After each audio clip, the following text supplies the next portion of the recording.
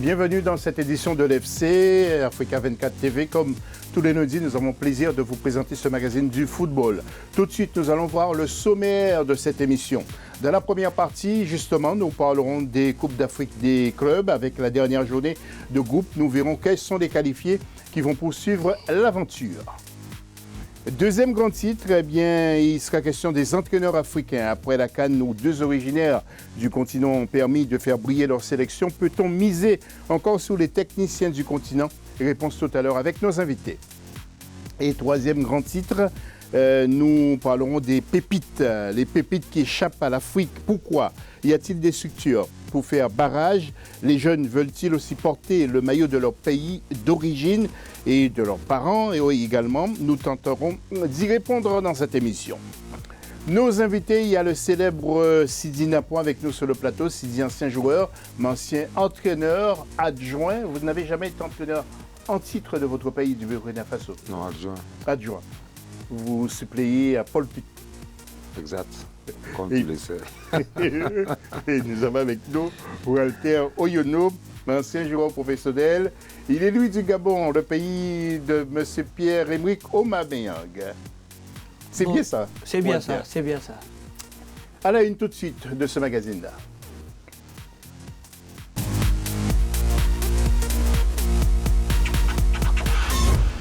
Un premier mot peut-être sur cette Ligue des Champions. Sidi Napon, quelles sont les choses que vous avez constatées, vous?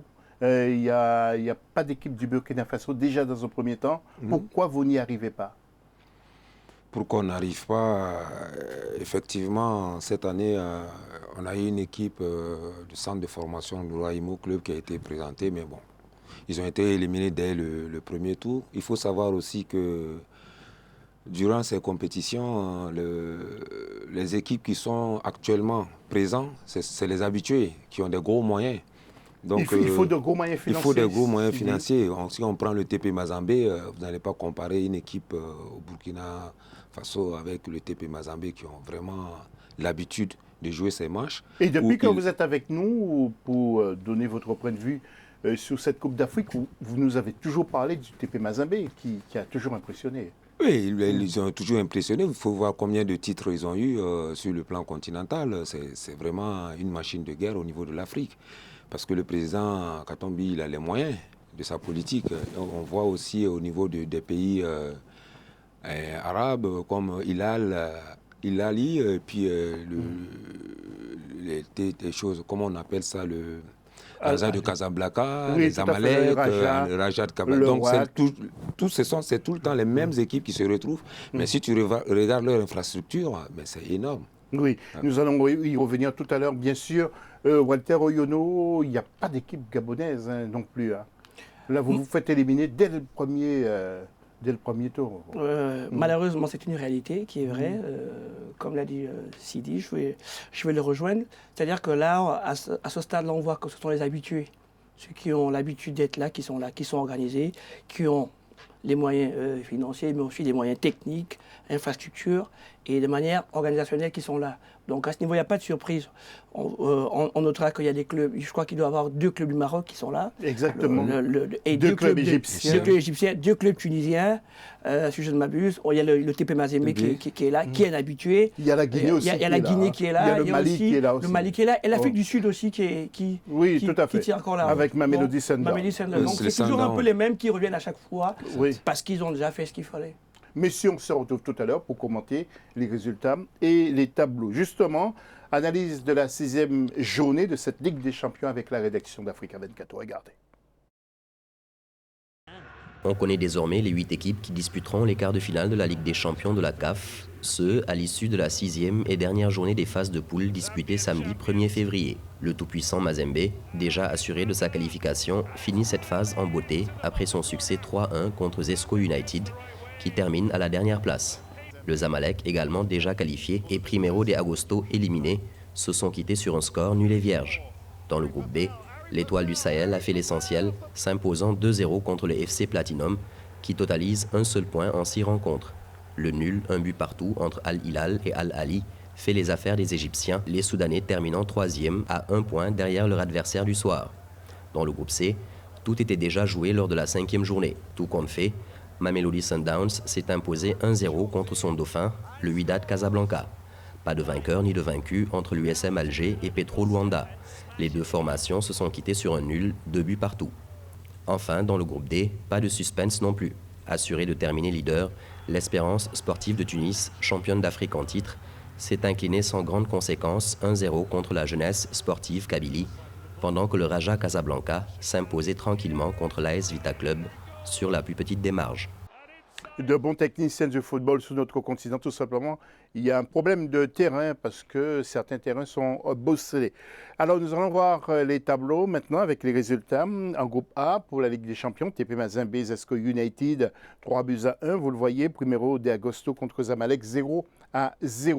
Donc, nous le voyons, les deux premières équipes sont donc qualifiées.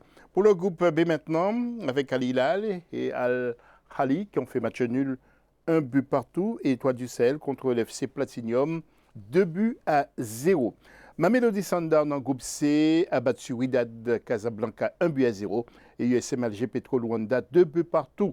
Et en groupe D, vous le voyez, donc le Raja AS Vita Club 1-0 pour le Raja et GS Kabylie a battu Espérance de Tunis sur le score de 1-0. Alors messieurs les qualifiés, nous allons les citer. Il y a TP Mazembe, comme vous le disiez, Sidi Napon, il y a Zamalek, Étoile du Sahel, Al Ahly, Mamelodi Sundowns, le WAC de Casablanca et le Tunis, ainsi que le Raja. Donc, qu'est-ce que vous voulez rajouter, Sidi, à propos de cette Ligue des Champions? Ce sont les mêmes, hein, comme vous le disiez. Oui, ce sont les mêmes, vous avez remarqué, hein, donc ça dure des années. Et j'espère qu'il y a d'autres États ou d'autres équipes vont faire le nécessaire pour essayer de rejoindre le groupe des meilleurs joueurs africains actuellement, les meilleures équipes actuellement. Le TP Mazembe, si on veut voir, ça fait combien de fois ils ont eu leur titre? J'espère que... Nous rappelons que c'est une équipe de la RDC. La RDC, c'est pour ça que il faudra qu'au niveau de l'Afrique, c'est les seuls qui représentent l'Afrique subsaharienne actuellement, donc c'est pas évident, quoi. Oui, c'est effectivement TP Mazembe de la RDC, Zamalek, donc Égypte, Étoile du Sahel, Afrique du Nord, Al Ahly, Afrique du Nord, Mamelodi Sundowns, qui est donc de l'Afrique du Sud, le WAC de Casablanca, le Sinis et le Raja. Walter, qu'est-ce que vous voulez apporter de complément d'information, complément d'info sur cette Ligue des Champions? Enfin, je ne sais pas si c'était un complément d'information, c'est juste une observation. C'est comme l'a dit Sidi, c'est que moi je constate que les grosses absences, ce sont les gens de l'Afrique subsaharienne avec une seule équipe. Et pourtant, nous avons une pléthore de super joueurs. Mais bon, sur l'Europe, en Afrique, encore nous souffrons encore de ce manque d'organisation, ce manque de professionnalisme, ce manque de structuration qui fait qu'à chaque fois nous sommes les derniers. Moïse Katumbi, c'est un homme qui a une volonté, qui a certains moyens financiers, qui les a investis au sein de l'équipe de TP Mazembe. Et le résultat est là, ils seront toujours là de toute façon. Tant que ce monsieur sera là, l'équipe sera toujours là. Exactement. Nous allons passer maintenant à la Coupe de la Confédération. Retrouvons la rédaction d'Africa 24 pour les commentaires et les analyses. Les pronostics étaient joués d'avance à l'issue de la 6e journée de la Coupe de la Confédération. Les Algériens du Paradou FC et les Congolais du Darren Club Motema Pembe n'ont pas réussi à redresser la manche. Malgré leur victoire 3-0 et 1-0 contre Hassania Agadir et Adjopi Football Club, ils ne disputeront pas la phase des quarts de finale. Enyimba et Zanaco les ont devancés dans leurs groupes respectifs pour s'emparer des 2 billets. Oroya et FC Pyramide ont pour leur part terminé en beauté avec une victoire 1-0, 5-2 face à Nouadhibou et San Pedro. Les qualifiés pour les quarts de finale sont donc FC Pyramide, El Masri, Oroya, Al Nasr, RS Berkane, Zanaco, Hassania Agadir et Enyimba. Rendez-vous ce mercredi 5 février pour le tirage au sort de la prochaine manche. Et regardez justement les tableaux maintenant pour la Coupe de la Confédération. Groupe A tout d'abord avec la victoire de Pyramids à l'extérieur face à Nouadhibou, l'équipe mauritanienne 1-0.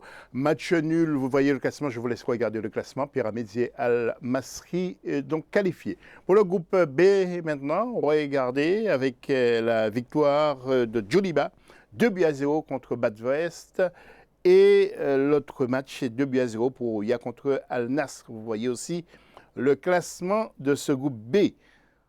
Enchaînons avec le groupe C, Zanaco et RS Berkane font match nul, un but partout. Et Essaye, eh bien décidément, ça ne va pas très bien pour l'équipe béninoise qui a perdu de nouveau face à Motema Pembe de la RDC sur le score de 1-0. Vous voyez aussi le classement.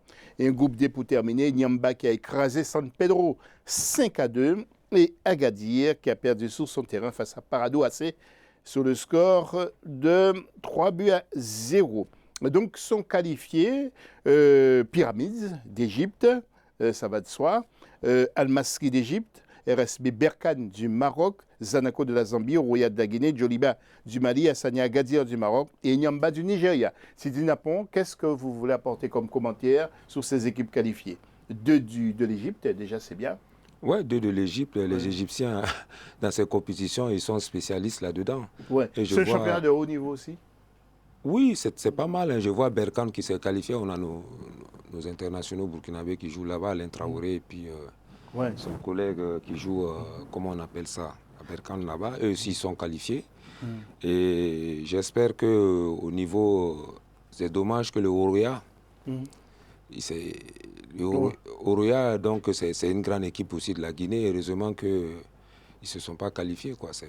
Il y a Djoliba par contre. Même... Djoliba du Mali, c'est une grande équipe le Djoliba. Donc bon, maintenant ils se sont qualifiés, c'est très bien. Ouais.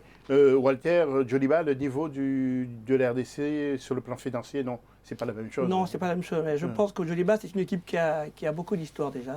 Une équipe sur le continent qui a fait quand même des beaux jours du football malien. De les revoir là à ce niveau, c'est une très belle chose. Et espérons qu'ils pourront aller un peu plus loin. La GS Kabylie qui a beaucoup de supporters, c'est l'échec de cette... Oui. C'est vraiment le gros hic, la GS Kabylie, qui nous a habitués à aller un peu dans le groupe des 4 derniers, ou des 8 derniers, mais là qui s'arrête un peu en parcours. Mais bon, vous savez, dans ce type de tournoi, les premiers matchs sont très importants. Ils ont fait 2 mauvais résultats au départ et là, ils le payent. Oui, et justement, regardez ces photos avec Yamen Zelfani, c'est le nouvel entraîneur justement de la JS Kabylie. Il remplace le français Hubert Velud que vous allez voir tout à l'heure. Hubert Velud, l'ancien coach qui a été limogé au sein de cette équipe, vous le voyez, donc les supporters sont impatients pour les résultats concernant la GS Kabylie. Vous êtes d'accord, Sidi Napon, avant de passer aux infos justement, Hubert Velud, justement lui, c'est lui qui a entraîné Créteil, qui a entraîné quand même pas mal d'équipes sur le continent africain, pas mal de clubs, pas d'équipes mais de clubs. Oui, un petit mot justement. Il va retrouver une équipe. Hein. Je pense qu'il va retrouver une équipe vite fait, mais je pense que vu le résultat et vu les supporters du Kabylie, GSK Kabylie, c'est pas évident qu'il y reste. Hein. Donc, eux, ils veulent un titre pour que cette saison 2020 soit une saison très fructueuse pour eux. C'est pas évident qu'il reste dans le club. Donc, j'espère qu'il va rebondir ailleurs et trouver un autre club, quoi. Quelques infos maintenant, messieurs. La CAF a annoncé une modification des règlements de la Ligue des champions de la Coupe de la Confédération. Le comité d'urgence de l'institution a décidé de permettre au club à remplacer 4 joueurs durant la période d'enregistrement par des nouveaux joueurs, à condition que ces joueurs remplacés n'ont pas participé au match de club dans la saison en cours. Et puis la Super Coupe CAF Total 2020, le match unique entre le vainqueur de la Ligue des Champions, qui est Espérance Sportive de Tunis, et de la Coupe de la Confédération Zamalek Sporting Club, aura lieu le vendredi 14 février 2020 au stade Thani In Jassim, stade Al-Gharafa, c'est à Doha, au Qatar. À 19h, ce sera l'heure locale. C'est bien, Walter, que la CAF organise ce type de compétition entre les 2 grands finalistes.